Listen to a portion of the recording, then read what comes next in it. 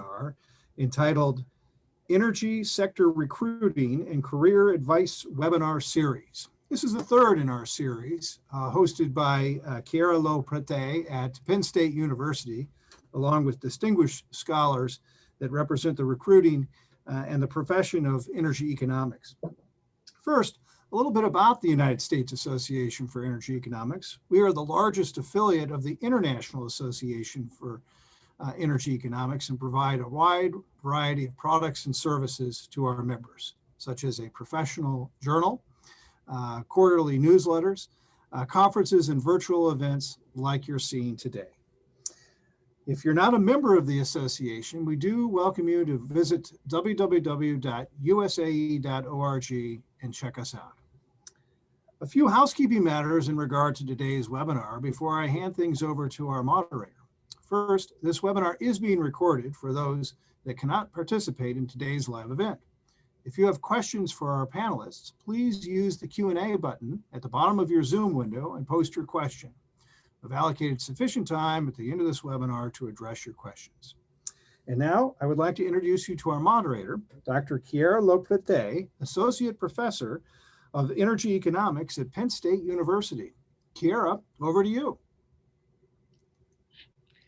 Thank you, Dave, for the introduction, and thanks to all of you who are joining us for the third episode of this webinar series that focuses on energy sector recruiting and career advice. It is my great pleasure today to welcome Anna Ebers-Brohl and Catherine McLean.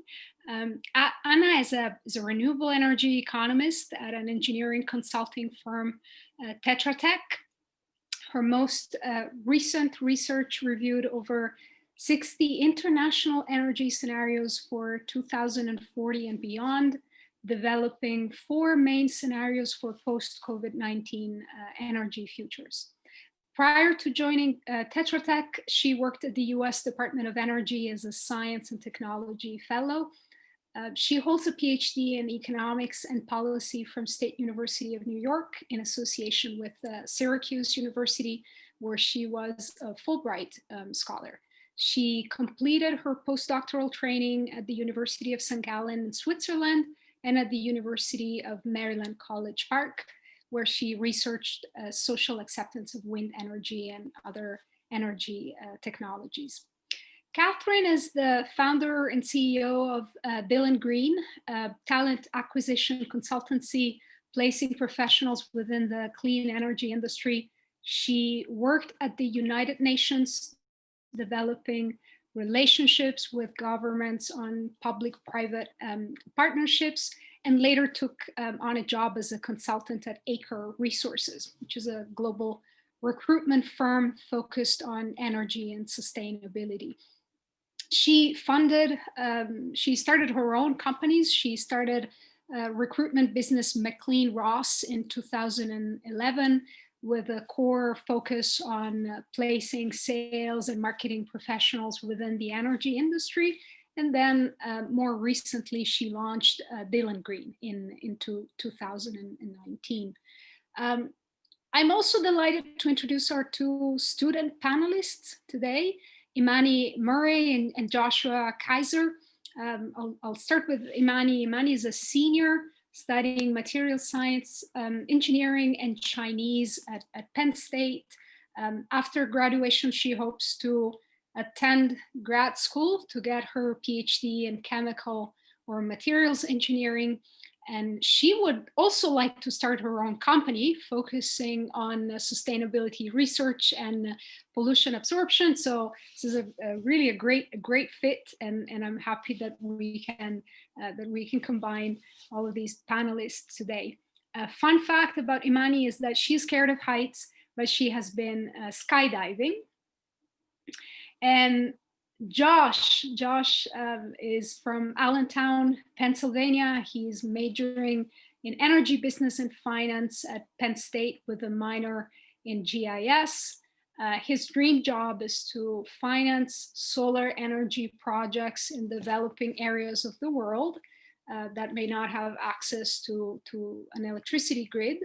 And interestingly, he's also been skydiving. I don't know if Josh is afraid of heights, is scared of heights, but he's also been skydiving not once, but twice. So our two panelists have these like shared interests in common, not just renewable energy, but also skydiving.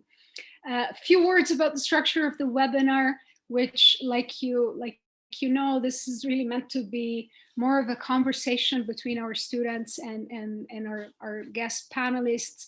Anna will get things started. She will tell us a little more about her career path in the energy industry, and that for about 10 minutes or so. Then we'll hand things over to Catherine, who will also give us an overview of her career path, and especially like she will talk a little more about what it is like to start her own business. And then she will also share some recruiting tips for students who are interested in entering the clean energy space today.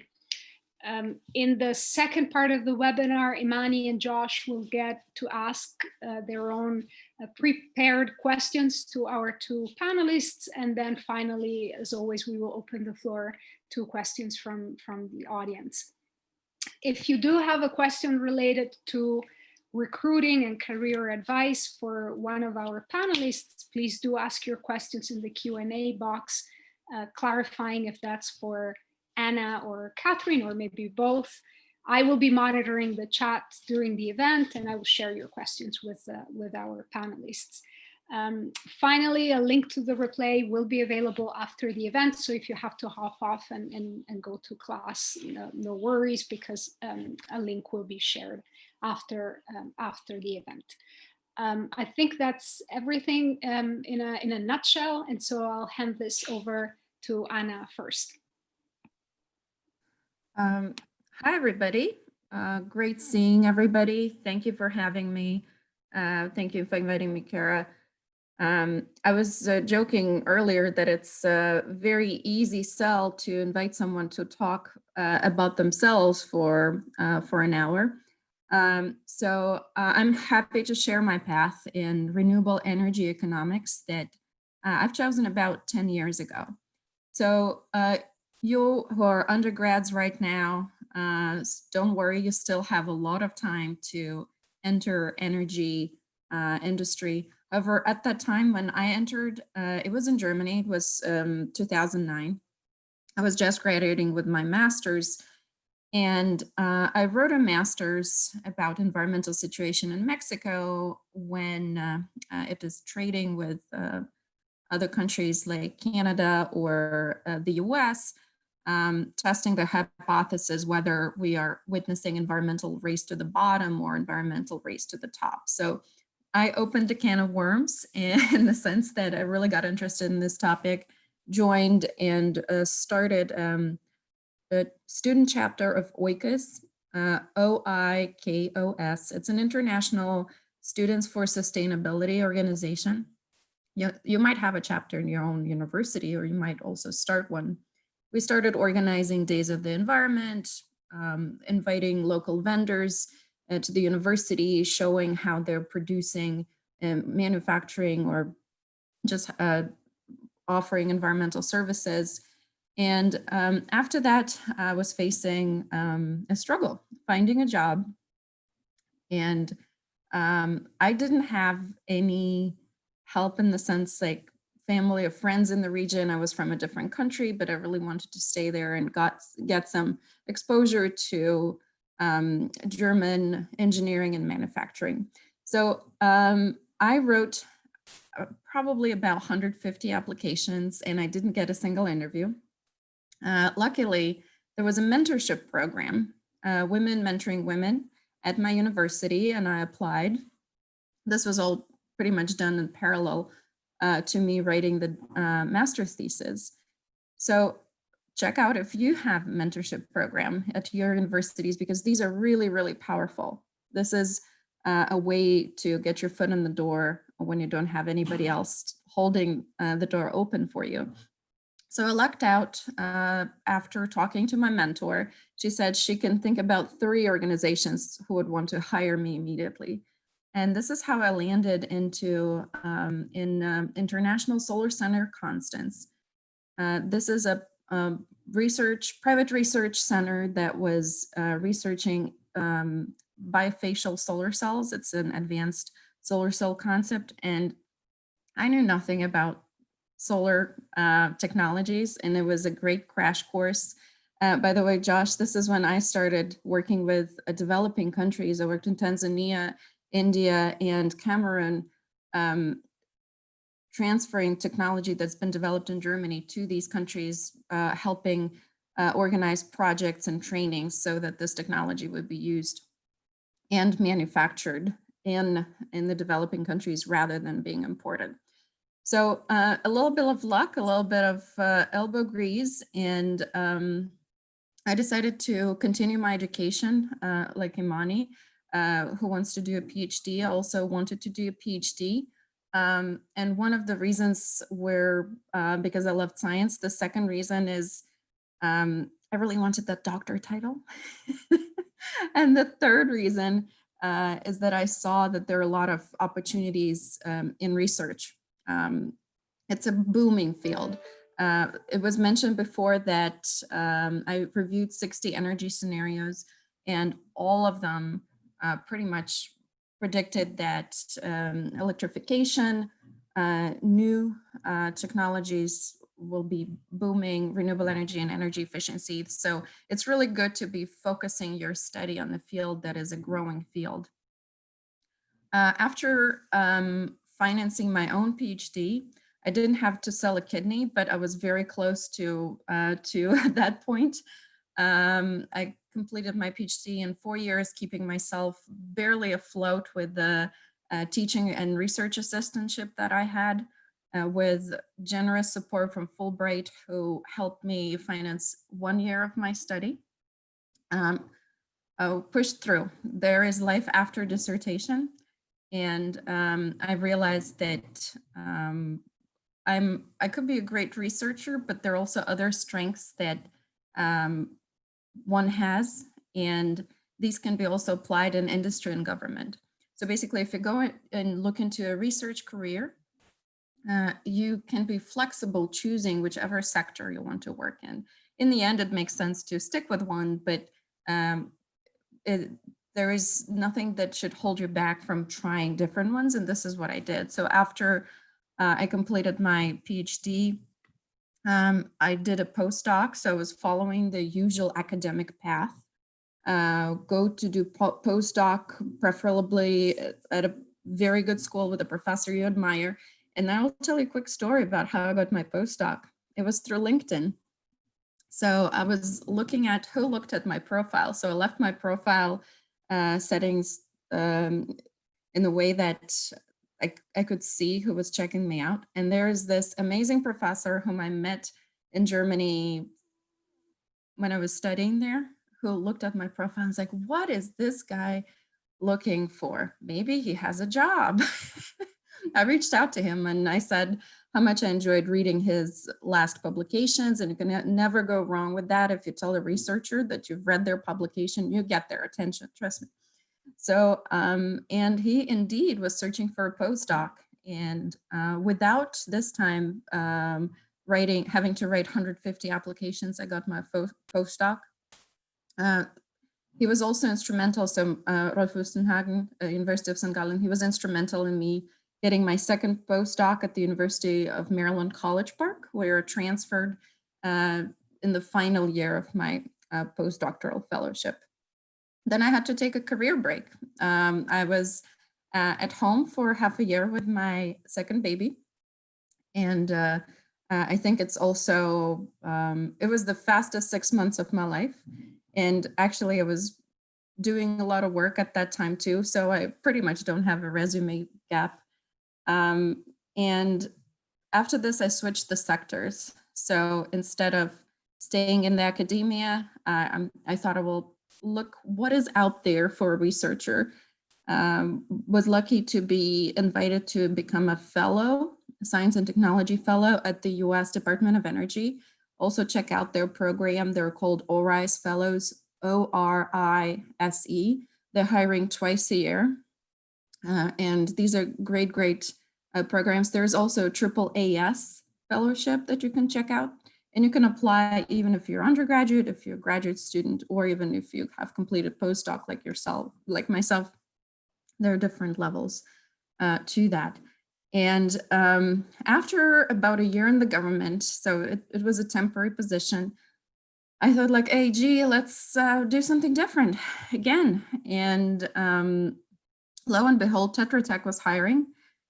It's an engineering company, and now I'm doing a lot of advanced analytics for Tetra Tech and working with large data sets with high frequency data. I didn't study this at school, but taking right classes at school really supported this career switch. So I pivoted a little bit from being the traditional economist, doing regression models, to more of an economist who's doing data analytics and consulting. So that's my spiel, and I'm happy to yield the floor and take any questions you might have later. Thank you very much, Anna. This was quite a lot of information packed in this very nice overview of your career path. I guess unless there are questions, I don't see any questions right now. So maybe I'll hand things over to Catherine, who will also tell us, like we said, a little bit about herself, and then some recruiting tips at the end. Thank you, Chiara. So I'm Catherine McLean, founder and CEO of Dillon Green. Definitely not as intelligent, book smart as Anna. What a distinguished academic career she's had. I went to George Mason. I got a degree in marketing, and basically after I graduated from George Mason, I decided to work for DHL. I did corporate sales for DHL. I chose DHL because I really wanted to live abroad. Having been from New York and kind of grew up in the Northern Virginia area, I was very used to meeting people from all over the world, but hadn't been anywhere as a typical American. So I thought, let me find a job that gives me an opportunity to travel. So after a few years at DHL, I moved to London. And was with them for a very brief period of time before I got headhunted by a firm called Robert Half to be a recruiter. I had never thought of being a recruiter in all of my days. I thought, I was very passionate about sales and marketing, never thought about recruitment. I gave it a shot.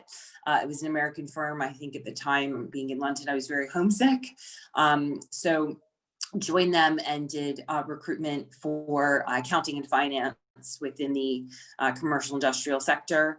It went well. I excelled at it and got promoted to open an office in Dubai. Got out to Dubai and the recession hit, the big recession. I also realized, Dubai was a great place, but it wasn't kind of where I wanted to be. So I went back to London and decided to do, I was going to do an MBA, and I actually decided to do a master's in public health, nutrition. And the reason why I did that was I was always passionate about nutrition from a public health perspective, and thought, instead of doing my MBA, I'm going to kind of go into life outside the business world and see what it's all about. So did my degree, was pretty much the worst student in the class. But what I did manage to do was get myself and numerous other people in the class internships all over the world. And I realized, you know what, I'm kind of good at finding people jobs. So maybe I should just stick with finding people jobs. So after 6 months in Rome, working for the Food and Agriculture Organization, which was an amazing experience, but just sort of solidified that the NGO world just wasn't for me. I came back to London and decided to go back into recruitment, but work for a company that was doing something positive in the world. So I could kind of merge that recruitment expertise with something positive. And so that was Acre Resources.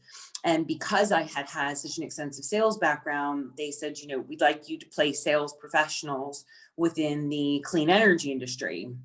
And that sounded a lot more fun to me than placing accountants.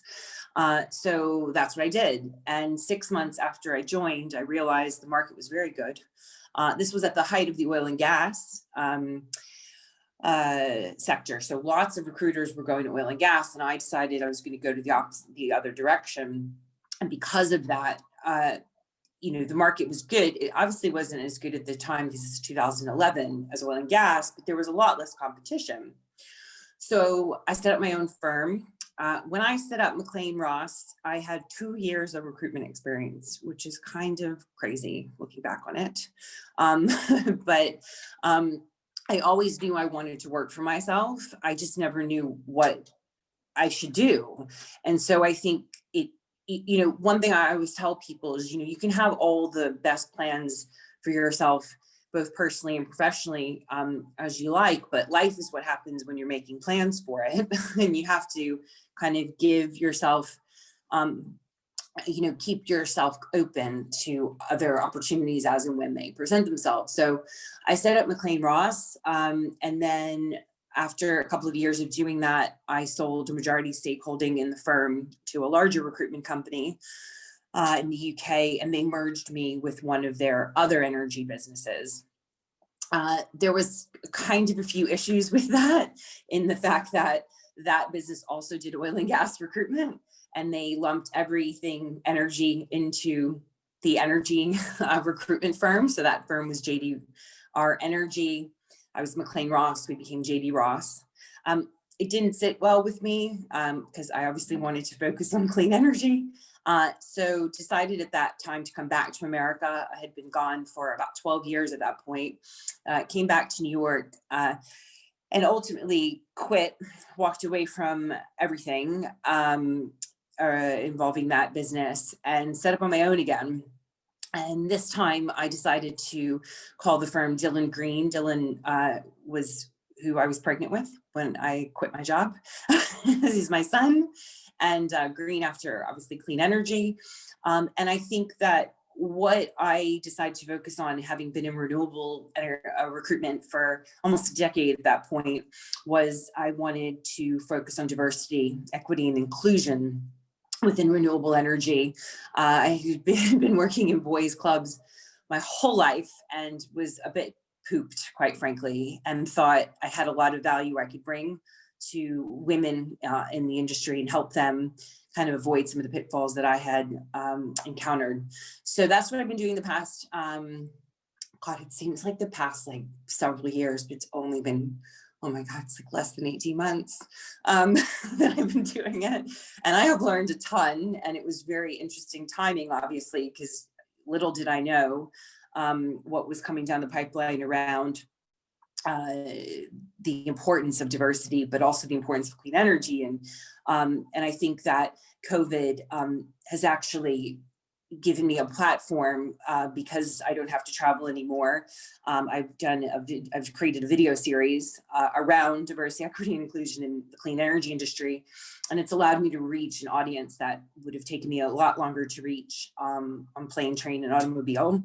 So I'm just I just feel really, really grateful to have, that triple bottom line, which is people, planet, profit, that I do every day.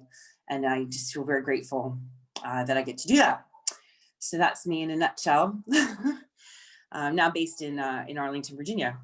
I guess as far as recruitment tips are concerned, I think some of the biggest mistakes I see people make when it comes to finding a job is they're very reactive instead of proactive. And so what I mean by that is when you apply for a job online, it is very difficult to get that resume in front of a hiring manager, especially depending, the level of seniority.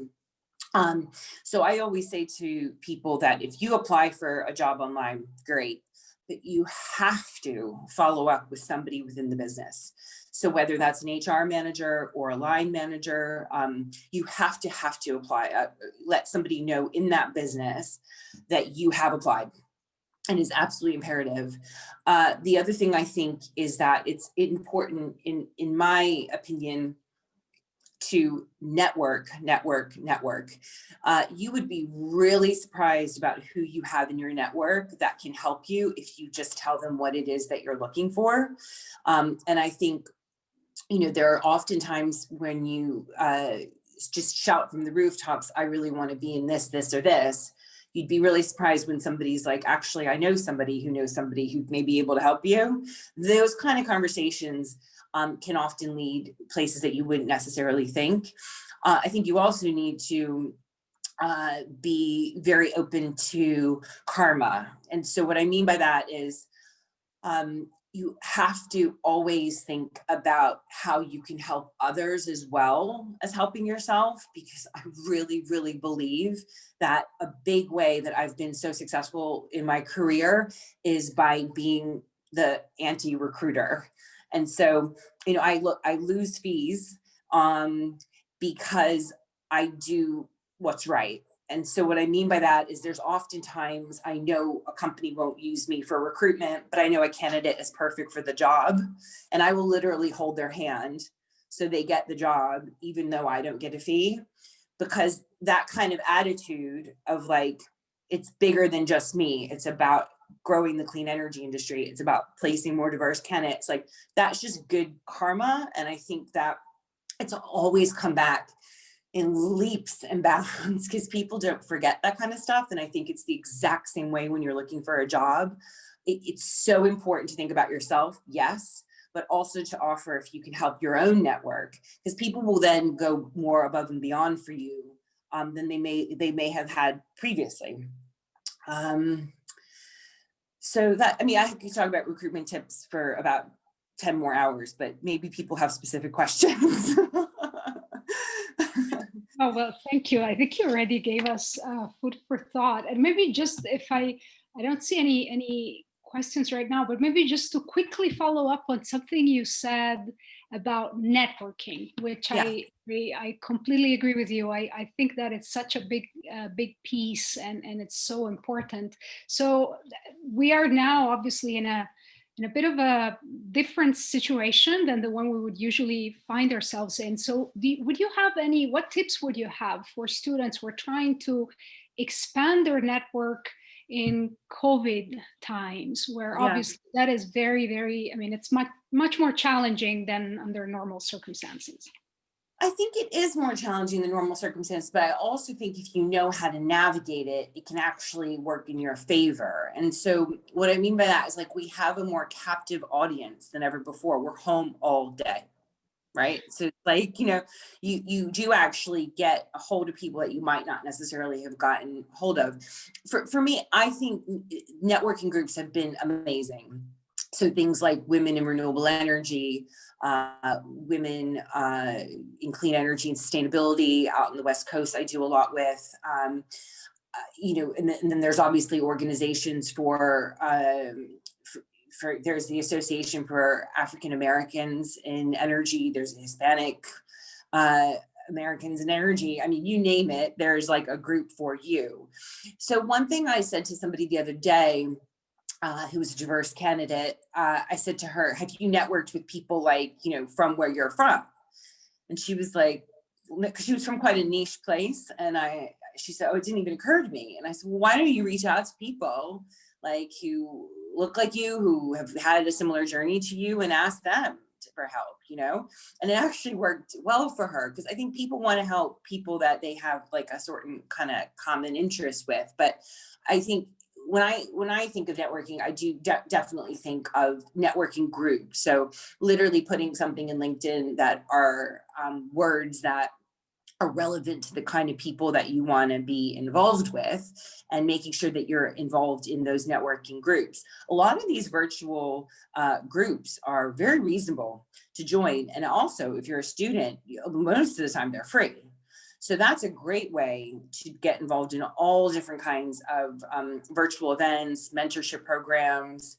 And it's a much warmer conversation when you could say, hey, I saw you speak at this webinar, would you be open to talking to me for 15 minutes? Or, hey, your company looks really interesting. Can I have a discovery call just to learn more about them? So Does that answer your question?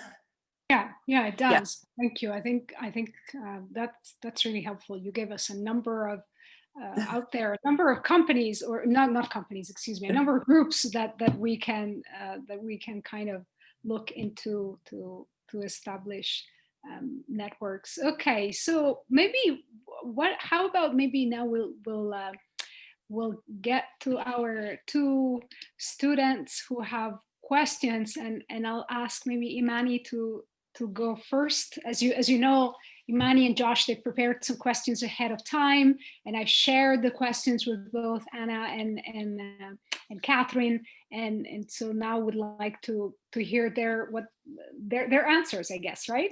So Imani, why don't you go ahead first?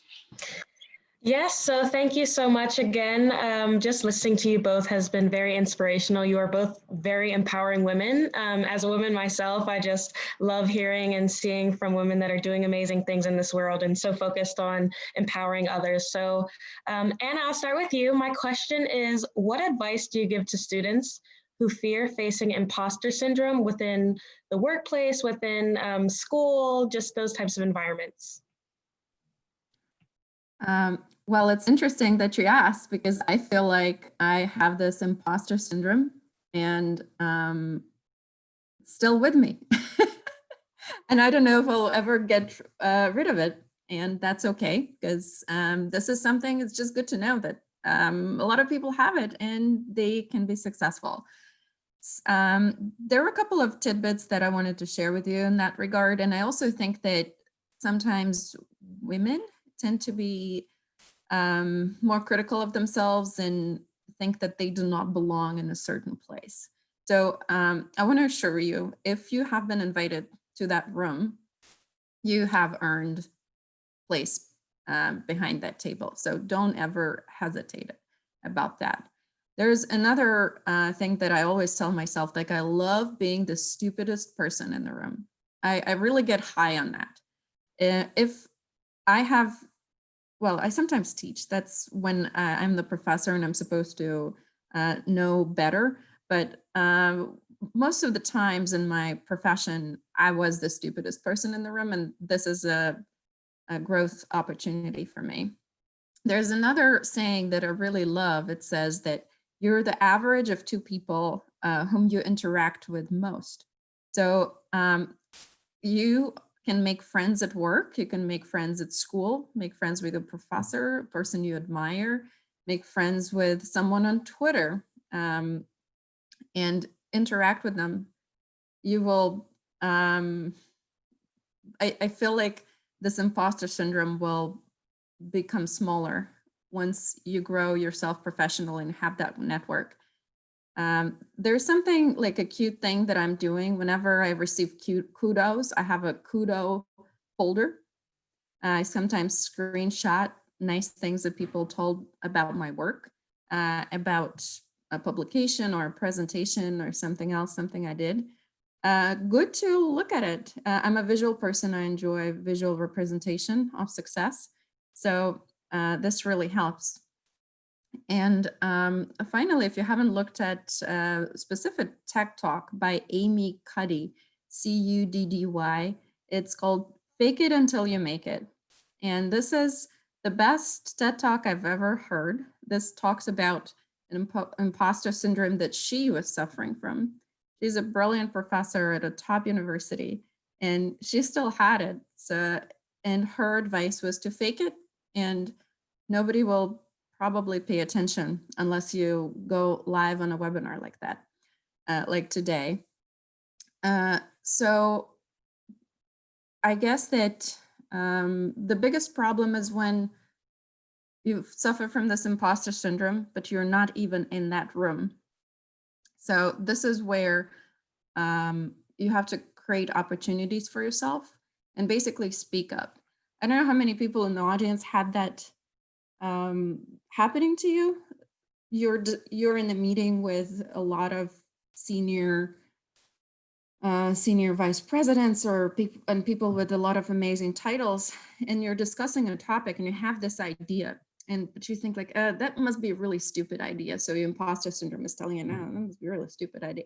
And then the vice president or the senior vice president says exactly the same idea you had, and everybody's just stunned. You're like, oh my God, that's the smartest thing I've heard all week. And then you're sitting there and thinking, would I have just raised my voice and said that? Because this is the leadership that you sometimes have to take and show in order to be seen. So even with imposter syndrome, just do yourself a favor, speak up, and this will be noticed because leadership, it's hard to miss, and there are no silly ideas really. So that would be my long answer to that question. Well, I think, yeah.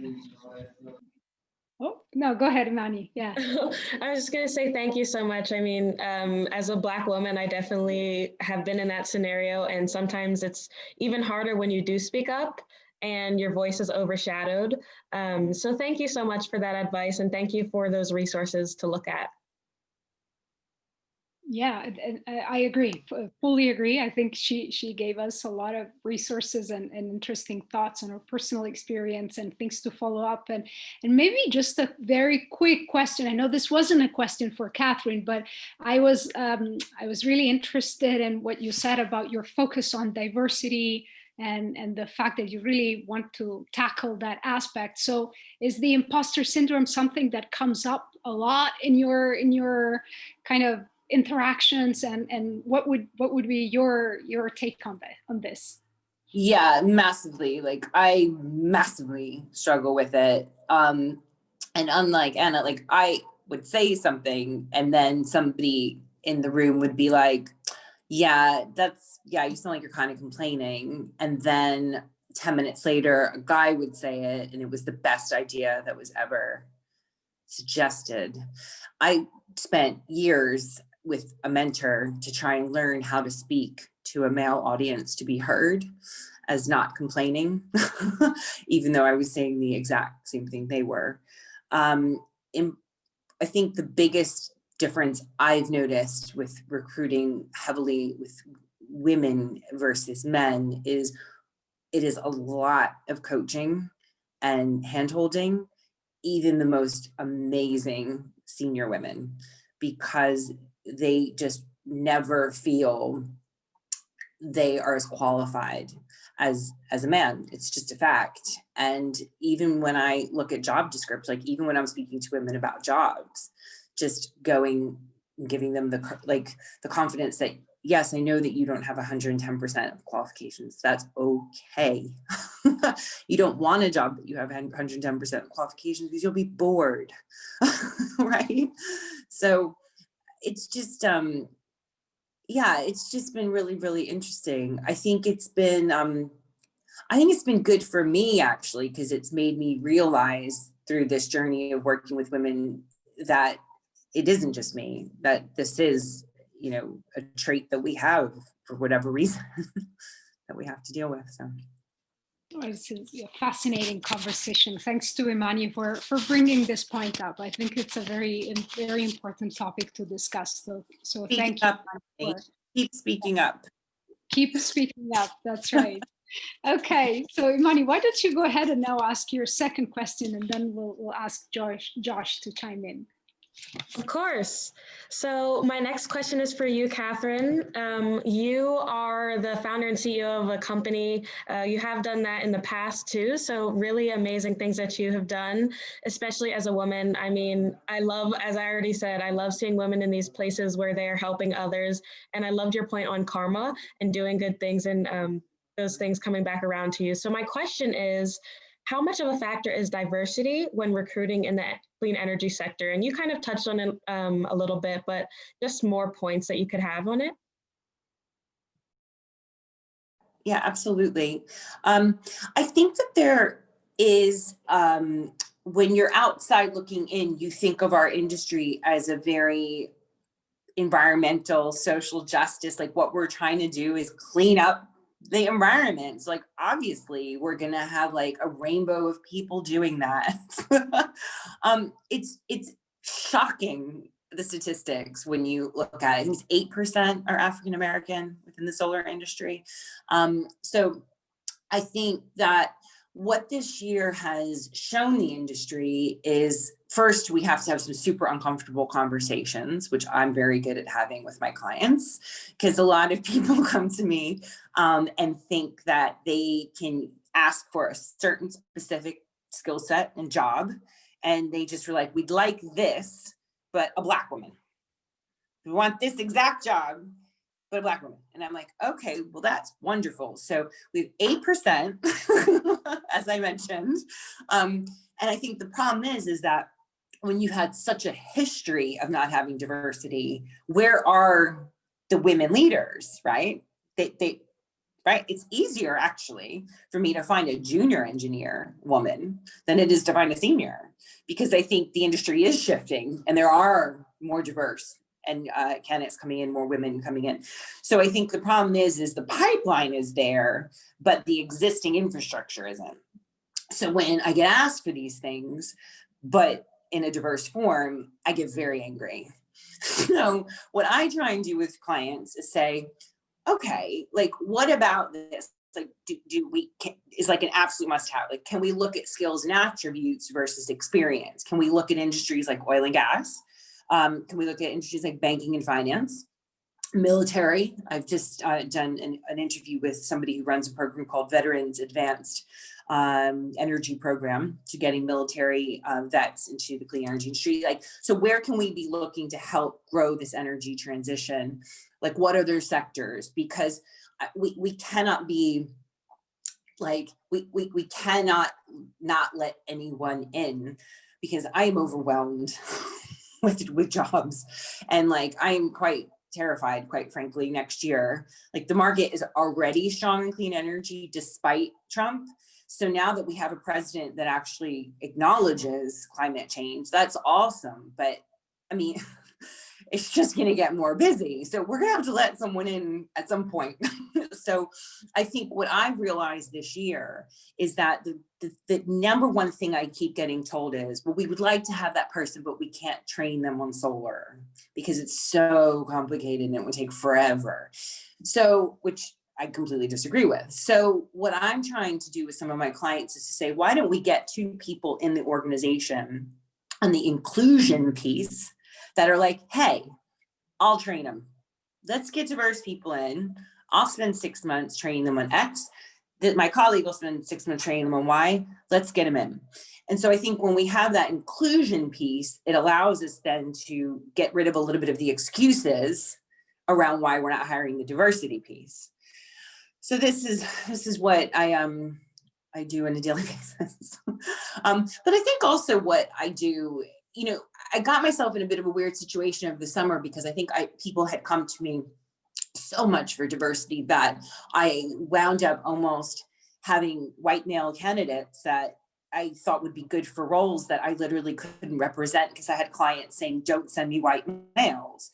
And I think I've also pushed back on my clients a bit and said, look, I'm not going to also run an agency that's discriminatory to another group of people. Like, it's my job to show you a diverse pool of candidates. I have a 50% commitment. 50% of the candidates I send are women or diverse candidates. So, I'm happy to do that, but it's my job to show you a pool of candidates, not at the exclusion of another. Some of them have gotten on board with that and some of them haven't. So does that answer your question? It does. So if I can go a little bit deeper, do I have a little time? Okay. I heard you talk about the pipeline. So with my org, I actually am the president of the National Society of Black Engineers at Penn State. And so we a lot about that pipeline. And so you said that it's not really the pipe infrastructure. Where do you think that pipeline should start for those people who are, who have the skills but lack the knowledge in that specific field? Where do you think would be the best place to start? So say that again, Imani. So I didn't understand your question. Do you mind just repeating it? Okay. Yes, so a pipeline. You kind of Yes. said that it's really the pipeline and infrastructure that are the places where you're lacking the diversity that you need. So where do you think would be the best place to start in those people who have the skills needed, but like the lady you talked about who didn't have the solar background, where do you think would be the place for them to start getting those skills if they can't get it from school or other resources? Where is that place for them to start? Yeah, well, I think the first step is doing what you're already doing, being in a group that is, in the same situation as you are, right? So you can work together collectively to make a change, like to get to where you're trying to go, that alumni, as it were. I've seen some incredible people in my space do some really incredible things by getting themselves into a certain position, albeit a fairly junior position, but getting themselves into a company in a junior position and then taking people with them, right? There's a guy that comes to mind, you could check out Miles Braxton. And so Miles runs an organization called Black Oak. And so I think he did like 35 applications trying to get in to organizations and was told no. Finally got in. He's become incredibly successful within solar, very, very young still. And what he has done as a result of that is helped other young Black professionals try and have a less hard time than he did trying to get into the space. So I think it's using that network that I was talking about before, networking. As far as getting the actual skills, I mean, that is just going to take time. It only with time do you get the skills and the experience. I don't know if that really answers your question. I apologize. I'm not trying No, to. it did. You did. So thank you for that. Okay. Check out Miles Thank Braxton. you both. I think really Miles highly. Braxton. Are you trying to get into the renewable energy industry or? I would not say that. I'm more into sustainability, so pollution, climate change. But I do research right now, and hopefully I can continue that research into my PhD. So Okay, I'm great. not close to it. I'm open. Okay, good. That's what we like. Wonderful. So there's a question kind of following up on the same theme, and I see that Anna has raised her hand as she promised she would. The question is from Hamed, who asked, what do you think about comparing oneself to other professionals on LinkedIn and try to rush to climb the career ladder? And Anna would like to answer this question. Thank you, Ahmed, for that question. I can also quickly address the previous question that you have submitted about consulting and how does engineering consulting look like. So let's start with LinkedIn. It is an incredibly powerful tool. And I started leveraging this fully, I would say, earlier this year. And comparing yourself to other people professionally is probably a valuable thing, in the sense, like, what are the skills that they have for the jobs that they have that you want to have. However, I wouldn't take that to the next level and start comparing everything else. So I think it could be a little bit depressing, and we don't know what other people are going through. That's why I'm keeping my LinkedIn research mostly to comparison of skills. And basically I'm reading LinkedIn instead of news, because this is my best news resource. I'm following a bunch of people I admire there, and they are sharing the most amazing content. So to your first question, I wanted to dispel that myth that consulting and business is just a consultant coming in and doing a bunch of PowerPoint slides. That behind these PowerPoint slides, there is a lot of technical work.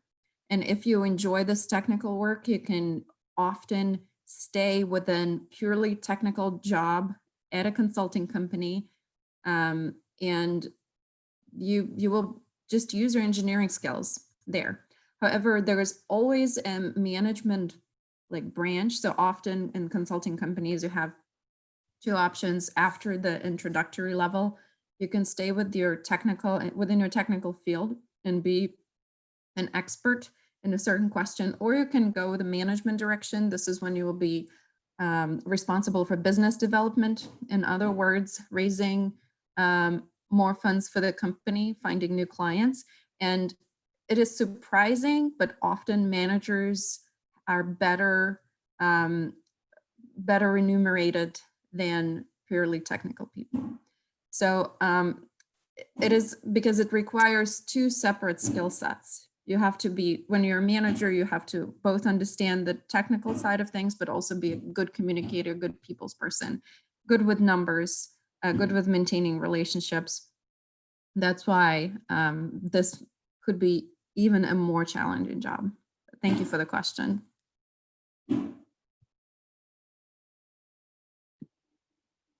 Okay, so thank you, Anna. Maybe we can move to Josh's questions for Anna and Catherine. Josh, why don't you go ahead?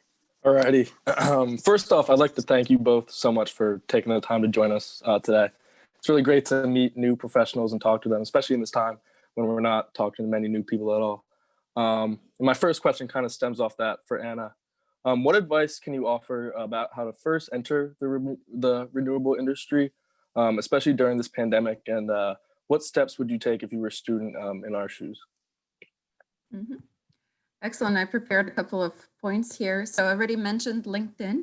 However, there are a couple of other sites that I frequent. One of them is Glassdoor. For example, if you research a company and you applied with them, I often check out their Glassdoor scores. If it's below 3, I probably don't even want to work at the company.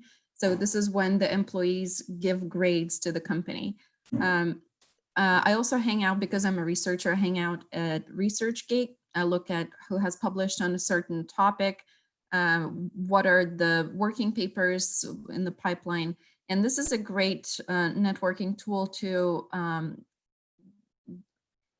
leverage if you are interested in a career in research.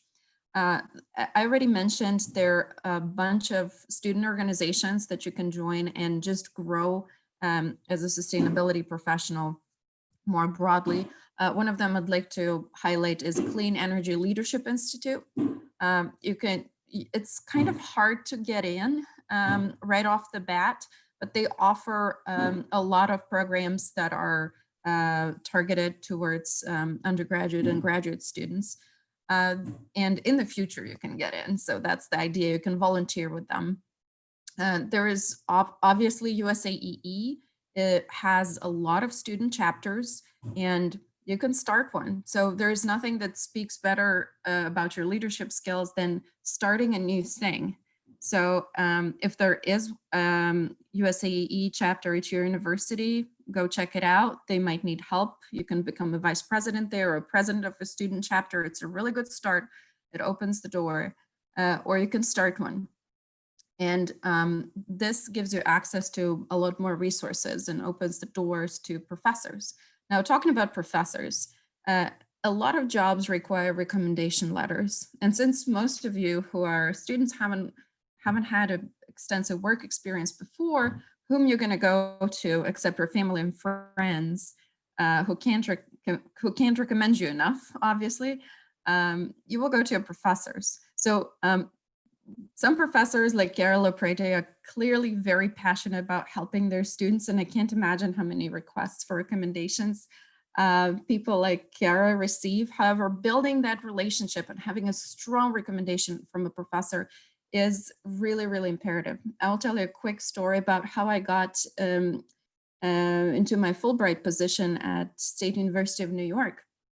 I was at a summer school in Prague, traveling. I did a lot of summer schools, enjoyed them greatly. And there was the most impressive professor there, Professor Emeritus from Clemson University.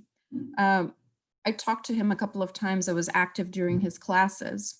Next thing I ask him for a recommendation letter. Even if it's one sentence from a really impressive professor, this will get attention from your prospective PhD advisor. And this is exactly what happened. My future PhD advisor at that time calls me up and says, "How did you get a recommendation letter from this guy?"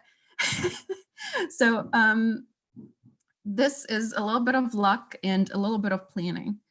Another thing is to be intentional in your classroom. So by the time you've graduated, it's kind of late to start focusing on a certain subject. If you want to, for example, do technical work, take technical subjects. Don't take French literature in the 15th century. I mean, it's fun, but in the end, this is not what's going to get you a job. So what I did in my PhD, when I entered, I already had a 2-year master's behind my belt. So there's been a lot of graduate study that I already did. However, I entered and I said, I'm going to take every single applied statistics course there is at Syracuse University and at SUNY SF, which I did.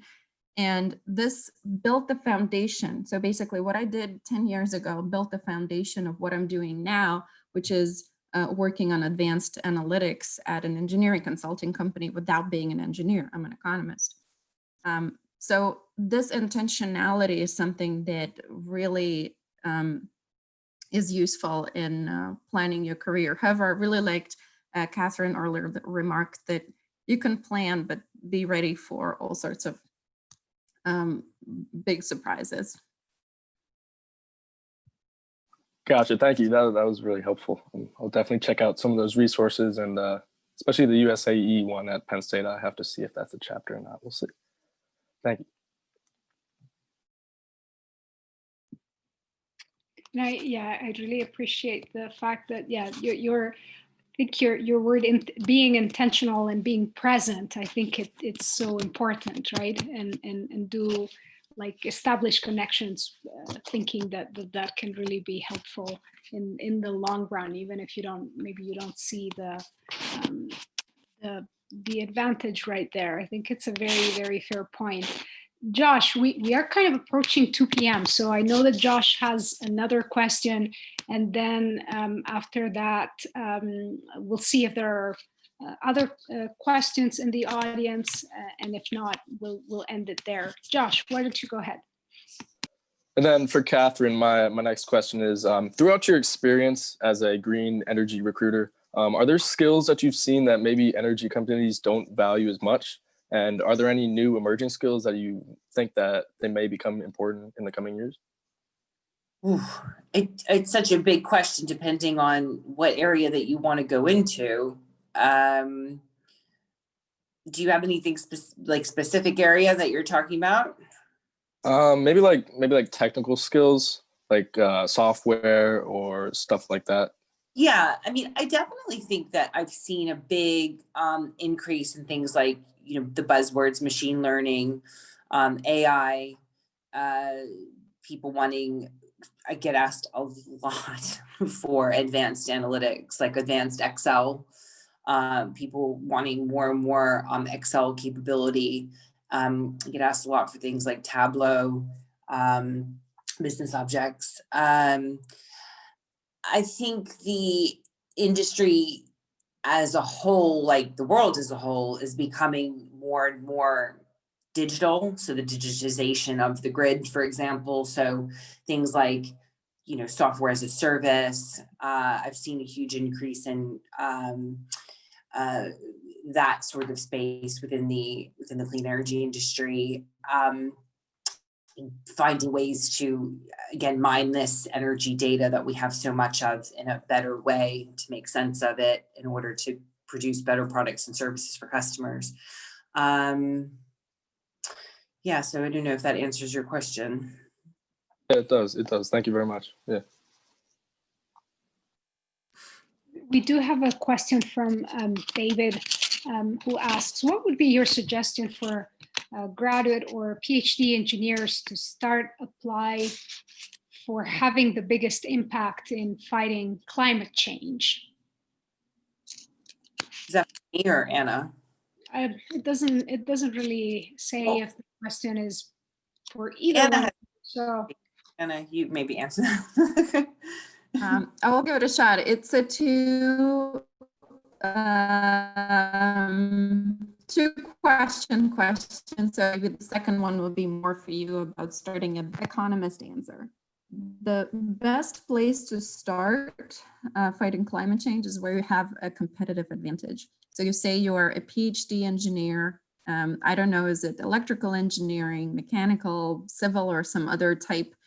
So basically, climate change is such a big issue, and you can start with working with this pretty much at every end. So imagine this is like a huge pie, and you can start biting off little pieces on a certain point. Of course, if you come up with a new invention, if you invent new technology that is highly scalable, if you help us solve our battery and storage issues, transmission issues, if you figure out a new material that will further drive down the cost of renewable energy, these would be amazing discoveries. Obviously, these can be done in the lab. However, all of these discoveries also need to find their way to the market. And being a shepherd of a certain technology from the lab to the market is also a very important point. Marketing people are important because you have to find clients who will be who would be using this technology. Being a user is important. So basically, there's the whole value chain of technologies from being invented to the point where they're market ready that an engineer could contribute to. So just figure out what is your competitive advantage and go for it.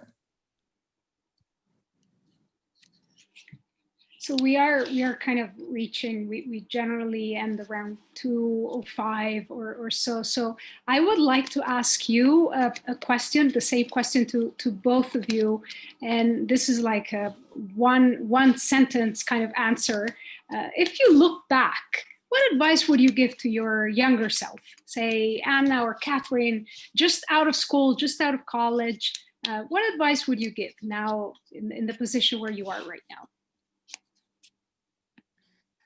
I would just be kinder to myself, just kinder and to myself.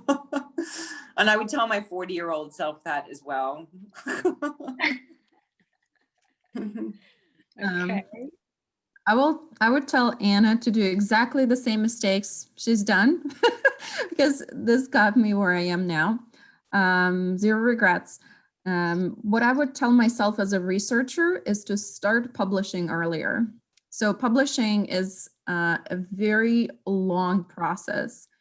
I feel like I could have started already as a master's student. I could have started in my first or second year of PhD, and I waited until the third year of PhD, and it takes a year or two to get the paper out. And this wasn't quite clear to me that this is the job description. So if you're a researcher, you publish or perish, it's still there. There are people who criticize it, but to be a successful researcher, your name has to be out there on papers, and it takes time.